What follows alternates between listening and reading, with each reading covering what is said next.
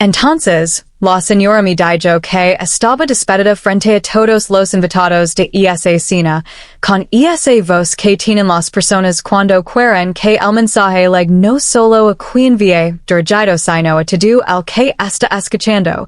Y yo estaba agitada con la charla todavía en las manos sin poder creer que estaba viviendo ese momento, y lo que ella no sabía. Lo que absolutamente nadie en esa sala sabía excepto yo, era que esa humiliación que me estaba haciendo frente a 12 personas era el último error que había cometido en mi contra porque lo que yo cargaba en ese momento cambiaba todo. Como me he sentido a recordar esa noche muchas veces desde entonces, la secuencia exacta de cómo sucedieron las cosas, y siempre llego al mismo punto donde entiendo que las personas que usan el poder para humillar a otros generalmente no saben con quién están hablando, y que esa ignorancia es exactamente lo que los hace vulnerables.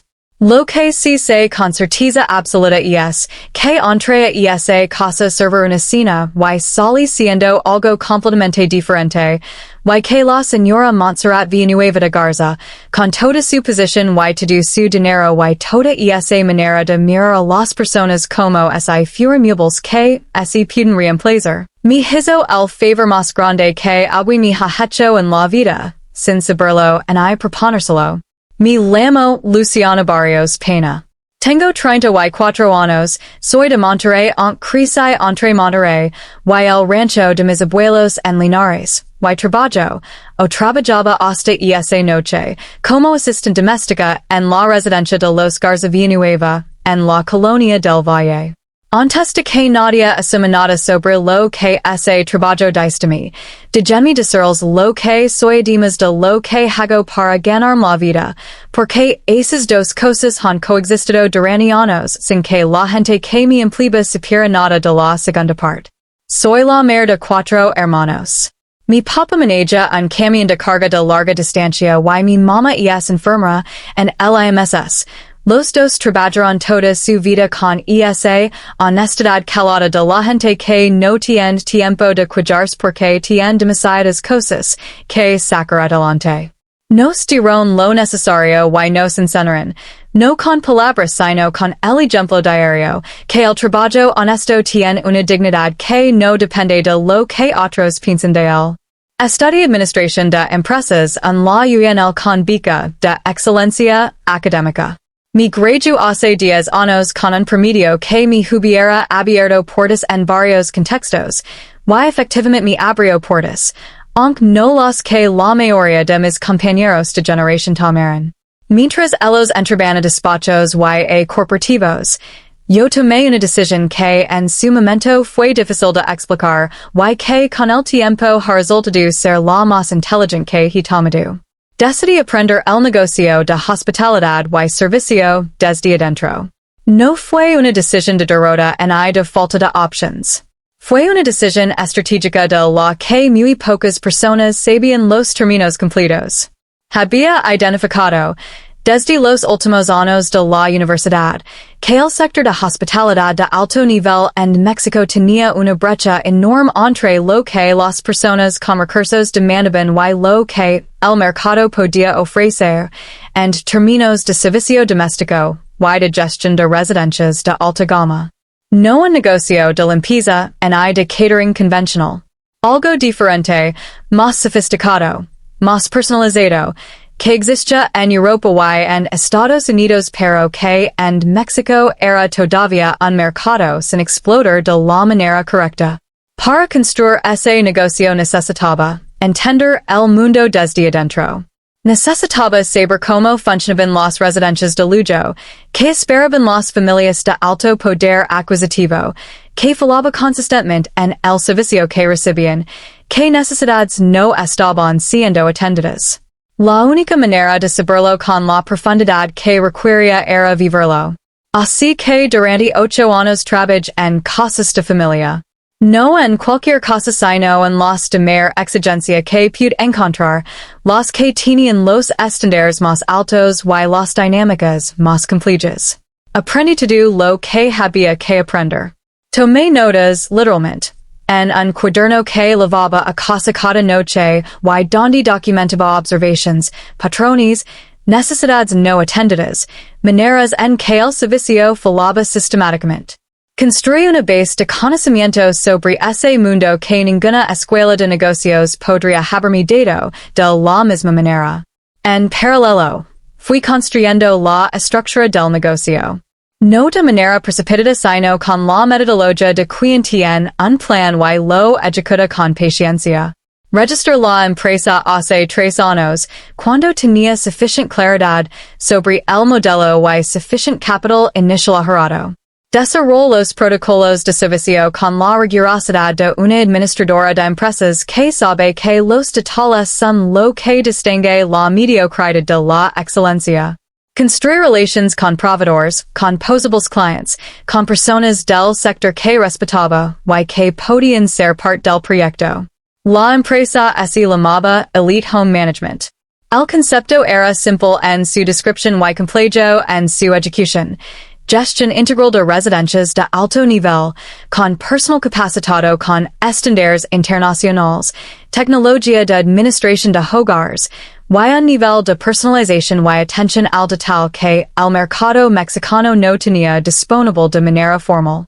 Para cuando llegué a trabajar con los Garza Villanueva, la empresa tenía 3 empleados además de mí, 2 contratos piloto con familias que habían aceptado participar en la fase de prueba cambio de precios preferentiales. Y conversations avanzadas con un inversionista Ángel que había visto la presentación y que estaba considerando una participación que habría acelerado el crecimiento de manera significativa.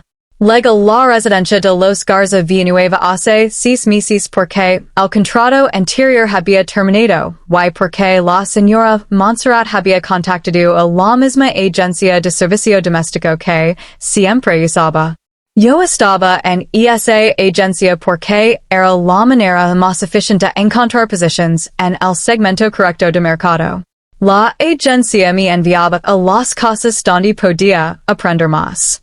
La señora Montserrat Villanueva de Garza era de las personas que definen su identidad a través de la distancia que mantienen con los que consideran inferiores. No era crueldad en el sentido activo de la palabra sino algo más estructural, una manera de estar en el mundo donde las personas que trabajan para ella eran categorías, no individuos. Tenía sus buenos momentos, que en la intimidad de observar a alguien de suca durante 6 meses yo podía reconocer. Pero el sistema de valores que organizaba su comportamiento era uno donde el estatus lo era todo y donde cualquier persona sin estatus visible era un accesorio del espacio, no una presencia con historia propia. El señor Federico Garza, su esposo, era diferente. Más calado, más reservado, con esa manera de moverse en su propia casa como si estuviera calibrando constantemente el espacio disponible. En las pocas conversaciones que habíamos tenido, siempre en ausencia de la señora Montserrat, había mostrado una cortesía que era genuina y un interés en las personas que trabajaban en su casa que contrastaba notablemente con la actitud de su esposa. La noche de la cena fue un viernes. Los Garza habían invitado a 12 personas, entre socios de negocios del señor Federico y amigas de la señora Montserrat con sus respectivas parejas. Era el tipo de cena que yo había organizado y servido muchas veces en los 6 meses que llevaba allí, con la complejidad logística que tiene atender a 12 personas con los estándares que la señora Montserrat consideraba mínimamente aceptables. Todo había ido bien durante las primeras 2 horas. El aperitivo, la entrada, el plato fuerte. Yo me movía entre la cocina y el comedor con la eficiencia de quien conoce perfectamente ese espacio y esa dinámica. El incidente fue con una copa de vino. Estaba sirviendo el vino de acompañamiento al plato principal, moviéndome alrededor de la mesa con la charola y la botella, cuando el señor que estaba en el lugar número 7, un hombre de unos 50 años que había estado hablando animadamente toda la noche, hizo un gesto con el brazo para ilustrar algo de su conversación exactamente, en el momento en que yo estaba detrás de él. El gesto y mi presencia coincidieron. La copa que yo acababa de servir, que estaba en la mesa frente a él y no en mi charola, así volcó. El vino cayó sobre el mantel. No cayó sobre ninguna persona. No cayó sobre ninguna prenda. Cayó sobre el mantel blanco del comedor de los Garza, dejando una mancha roja que era visible y imposible de ignorar. Mi disculpa inmediato, con la profesionalidad de quien sabe exactamente cómo manejar ese tipo de situations. Puse la charola en la estación más cercana, sac el pano que siempre lavaba, y empecé a tender el dirame de la manera correcta, absorbiendo el líquido antes de que penetrara completamente la tela. La señora Montserrat me miró desde el extremo de la mesa. Me dijo, con una voz que no hizo ningún esfuerzo por ser discreta, que era una inútil. Que como era posible que no pudiera hacer algo tan simple como servir vino sin armar un desastre. Que lavaba 6 meses en esa casa y seguía siendo incompetente. Que definitivamente no tenía el nivel que esa casa requería. Luego dijo las palabras. Dijo que estaba despedida. Que recogiera sus cosas al final de la noche y que no volviera. El comedor quedó en ese silencio particular que tienen los espacios cuando algo que no debía decirse fue dicho frente a testigos. 12 personas que un momento antes estaban en sus conversations y que ahora estaban procesando lo que acababan de presenciar. Mi quid parada con el pano en la mano durante lo que debieron ser 3 segundos pero que así sintieron como más. Lo que sentí en esos segundos fue una mezcla de cosas que sería deshonesto simplificar. Estaba el golpe del momento, que era real. Estaba la humiliación de ser tratada de esa manera frente a 12 personas, que también era real. Estaba el enojo que cualquier ser humano siente cuando es tratado como si no fuera un ser humano completo. Y estaba algo más. Una claridad fría y útil que luego debió de todo lo demás, la claridad de quien acaba de haber confirmado algo que sabía desde hace tiempo y que ahora puede actuar en consecuencia. Lo dijo la señora Montserrat, con una voz completamente tranquila que me sorprendió a mí misma, que entendido. Que terminaría de atender la cena porque así lo requería la profesionalidad y porque los invitados no tenían culpa de la situación. Que al final de la noche recogeríamos mis cosas. Luego continué sirviendo la cena. El resto de la noche la manejé con exactamente el mismo nivel de atención y de eficiencia con que había manejado todo lo anterior, que era lo correcto y que también, lo reconozco, tenía dentro de sí algo de demostración silenciosa de lo que, así, estaba perdiendo. La señora Montserrat no volvió a dirigirme la palabra directamente. Algunos de los invitados me miraron con esa incomodidad de quien ha presenciado algo que lo genera vergüenza y una pero no sabe cómo manejar. Una de las mujeres, una señora de unos 50 años que había estado en una conversación aparte durante el incidente y que así entró después, me miró en un momento en que pasé cerca de donde estaba con una expresión que yo interpreto como disculpa por algo que no era responsabilidad suya pero que lo pasaba de todas maneras. El señor Federico no estaba en la cena esa noche porque había tenido un compromiso de negocios que lo tuvo fuera de la ciudad. Eso también lo noto porque en su presencia las dinámicas en esa casa siempre eran diferentes. Cuando los invitados así fueron y la casa quedó en silencio, fui al cuarto que usaba como espacio de trabajo y sac mis cosas. No tenía muchas porque en esas posiciones uno aprende no lavar más de lo necesario. Metí mis pertenencias en la mochila con la eficiencia de quien lo ha hecho antes y vaya a la cocina a hacer la revisión final que siempre hacía al terminar un evento. La señora Montserrat apareció en la cocina cuando yo estaba haciendo esa revisión. Venía con una copa de vino, sola, con esa postre de fin de noche cuando los invitados han ido, y el rol social pueda bajarse un poco. Mi dijo que dejara lo demás, que la señora que venía los martes se encargaría. Le dije que prefería terminarlo. Que, así, era como hacía las cosas. Hubo un silencio breve.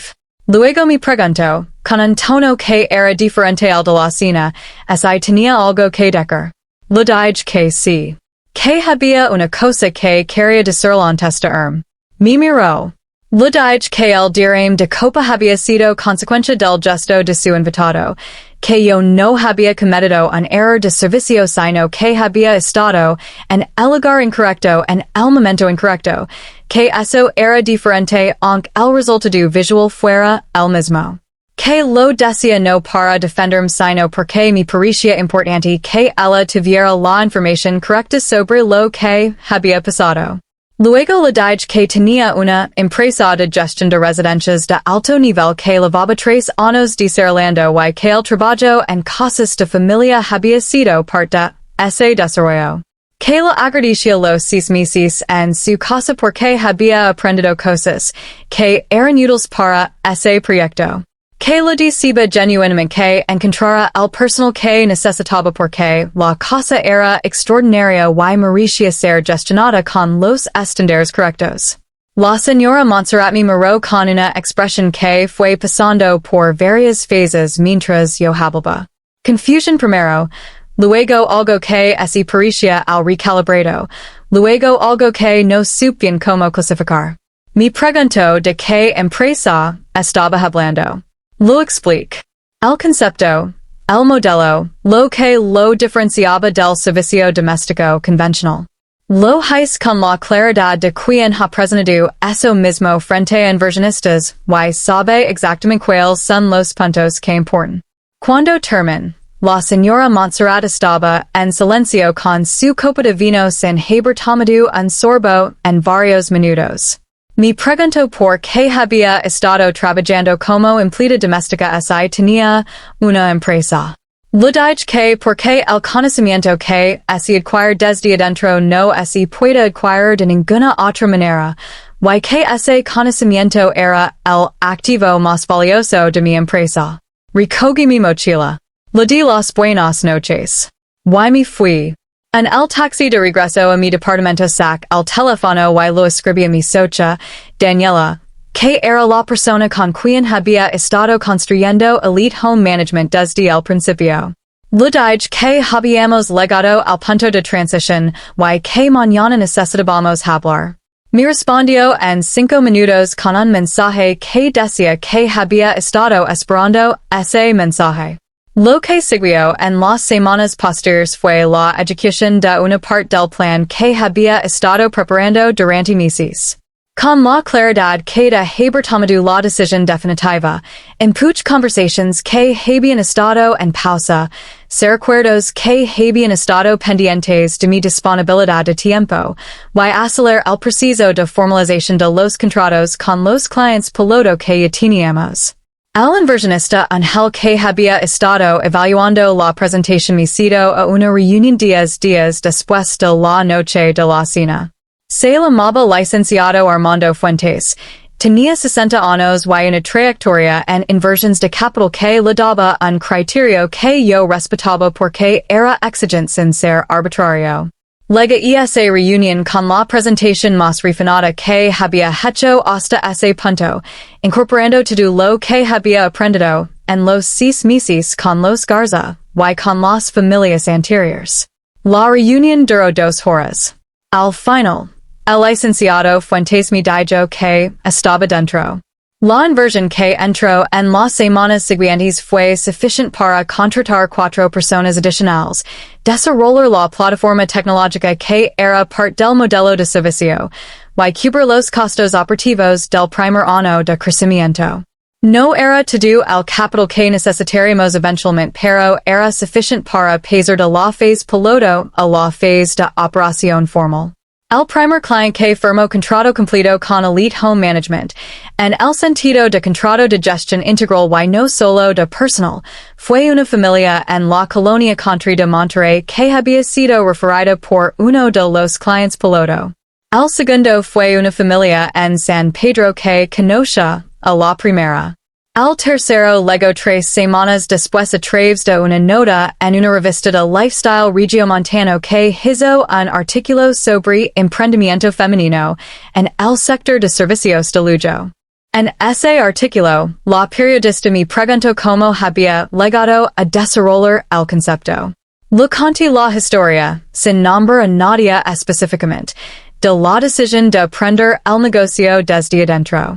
Le conté sobre los 8 años de trabajo en casas de familia, sobre los cuadernos de notas, sobre la metodología de observación que había aplicado con la rigurosidad de una investigadora de mercado. La periodista me preguntó si había un momento específico que marcara el punto de transición, el momento donde decidí que era tiempo de hacer el salto completo. Le dije que sí. Que había sido una noche en que me habían despedido frente a 12 personas por una copa de vino derramada que no había sido mi error. Que en ese momento, en esos 3 segundos parada con el pano en la mano, había entendido con una claridad definitiva que había llegado a la mitad de lo que ese preciso de aprendizaje podía darme y que el siguiente capítulo necesitaba ser diferente. La periodista me miró durante un momento. Luego dijo que era una de las historias de origen empresarial más inusuales que había escuchado. Le dije que inusual era exactamente lo que había buscado desde el principio. El artículo salió con fotografía mía en mi oficina, que era un espacio en la colonia del obispado que había rendido 2 meses antes, y que habíamos acondicionado con la atención al detalle que era la marca de todo lo que hacíamos.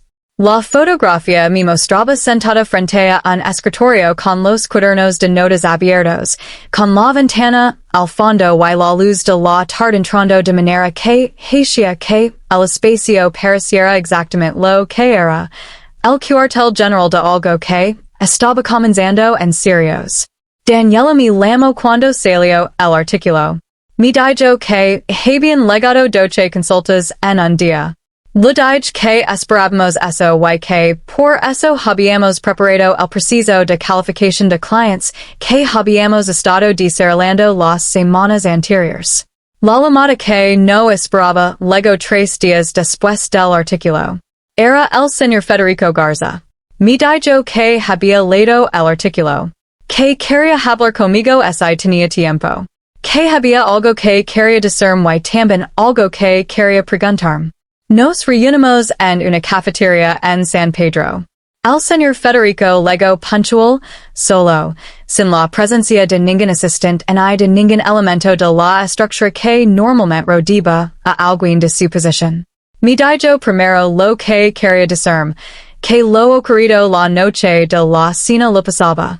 Que su esposa le había contado lo que había pasado y que cuando leo el artículo y entendió el contexto completo de quién era yo y que estaba haciendo, lo que sintió fue una combinación de vergüenza por lo ocurrido en su casa y algo que describió como admiración por la manera en que yo había manejado la situación y lo que había construido después. Le dije que apreciaba que lo dijera.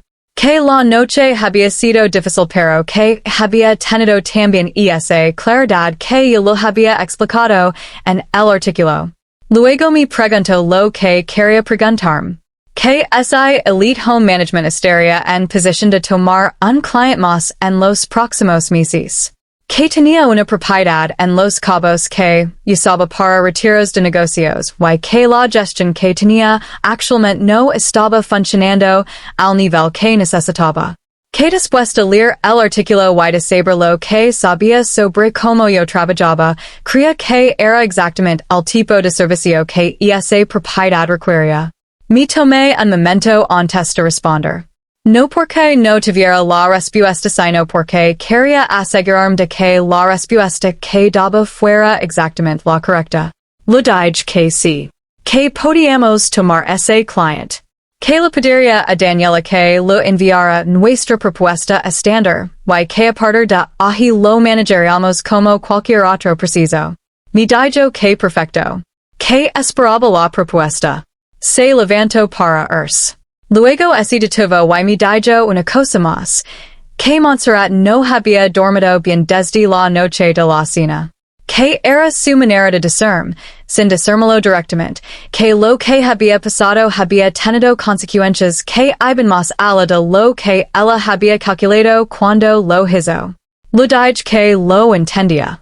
Y lo entendía genuinamente, sin amargura, como información sobre cómo funcionan las cosas cuando la gente actúa sin considerar que la persona frente a ellos tiene su propia historia. La propiedad en los cabos fue nuestro contrato más grande hasta ese punto. Requirió un protocolo de gestión personalizado que desarrollamos específicamente para ese espacio y que después adaptamos para otras propiedades de uso mixto residencial y corporativo.